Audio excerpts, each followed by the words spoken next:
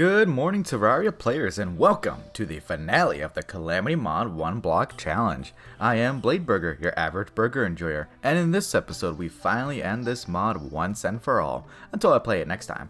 If you like the video, do the stuff the algorithm likes, it helps out the channel. Now, let's take a look at the mods used for this run, with the Calamity mod and the 1 Block Challenge mod by Jabba Ding Dong. If you have any mod suggestions, whether it be small quality of life or big content mods, let me know in the comments below. I do take suggestions. The next mod in queue is a suggested mod, hehe. You'll see more about it soon. And now, let's get back into the mod, starting with AFK farming, haha.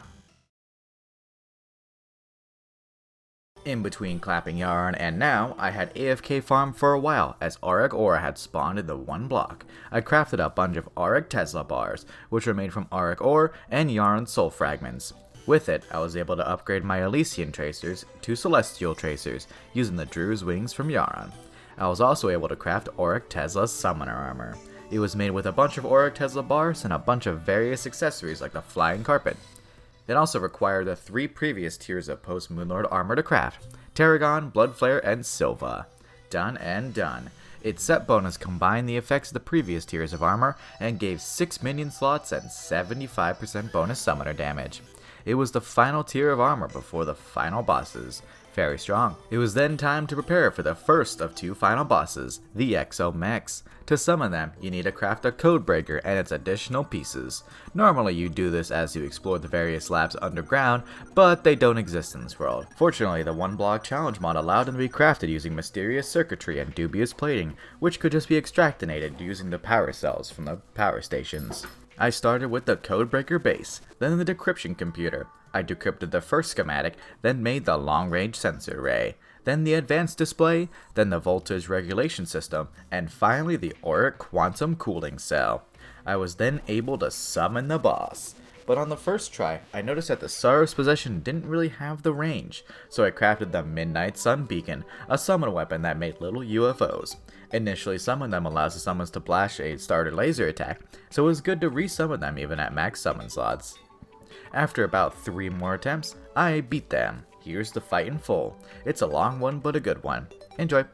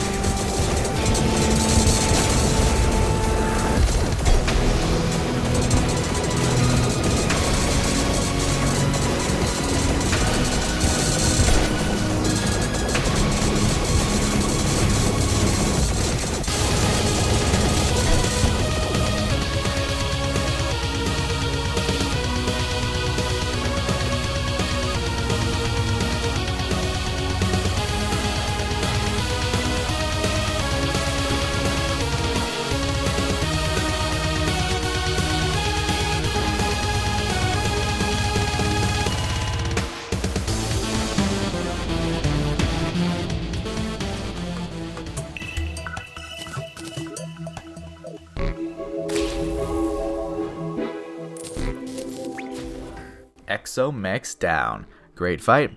Inside their treasure bag, they held exoprisms, a new crafting material for some good endgame gear. They held a weapon from the loot pool and Draydon's gaming chair, a mount that summoned a floating chair that was really good for precise movements, very useful in the next fight. I crafted the Draydon's Forge, a crafting station for endgame gear. I made the Miracle Matter, which was a component for endgame gear, and then the Cosmic Immaterializer, a summon weapon that made a disc thing that did a whole ton of damage. I then crafted the Altar of the Accursed, the altar to summon the final boss, Supreme Calamitous, the she-bitch. You all ready?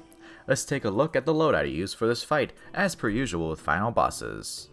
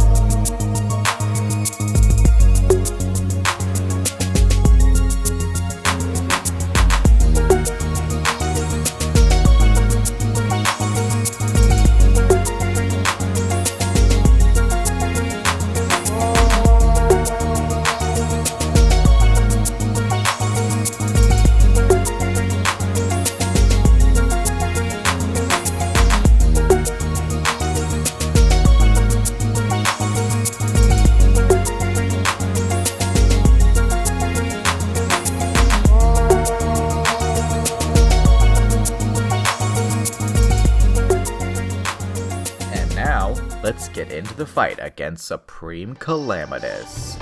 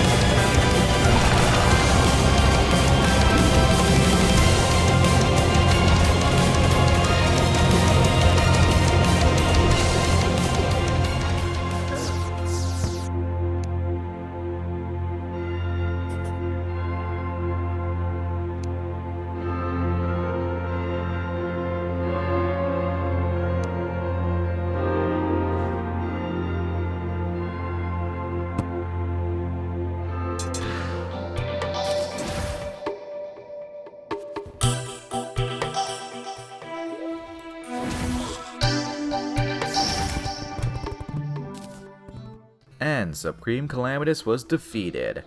But we're not done yet. Inside her treasure bag, it held a weapon from her loot pool, Ashes of Annihilation, a crafting material for Shadow's Big Bars, and the Calamity, which when equipped in the accessory slot allowed your cursor to deal damage. In vanity slots, it changed your cursor color. With the Ashes, I crafted a bunch of Shadow Spec bars out of Exo Prisms, the Ashes, and Auric Tesla bars. I crafted the Temporal Umbrella out of the Sorrow's Possession, completing the upgrade chain from the Sun Spirit Staff all the way to this one. It summoned a magical hat that shot a bunch of elemental weapons. I also crafted a full set of Demon Shade armor, a sort of class-neutral armor set that leaned way more towards Summoner. It gave 10 minion slots, 100% minion damage, and a bunch of good stats like 200 extra health and mana, and allowed Tax to deal the Demon Flame debuff. Its set bonus summoned a Red Devil Friend, and allowed you to press a hotkey to enrage your enemy, letting them deal 25% more damage to you, but allowing you to deal 125% bonus damage to them.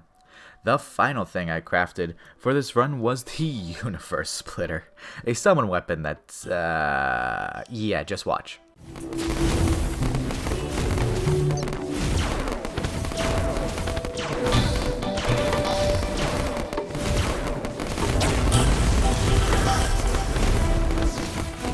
And with that, we finished the Calamity mod. Let's take a look at upgrades made before getting into stats. For weapons, I upgraded to the Midnight Sun Beacon, Cosmic Immaterializer, and the Temporal Umbrella and the Universe Splitter. For armor, I upgraded to the Auric Tesla armor, then the Demon Shade armor. For accessories, I just upgraded to the Celestial Tracers. And now for stats. The total length of this run was 73 hours. It's inflated because of AFK mining. For deaths, I had 47 total deaths, which was lower than the Anarchist 1.2. And now, what's the next mod I'll be doing? You'll find out in a trailer in about 2 weeks' time. Next week, I'll have a review of the Calamity mod. Stay tuned for that. Thank you all for staying around to watch this series. It was a long one. The next one should be shorter. I'll see you all in the next one. Blade Burger out.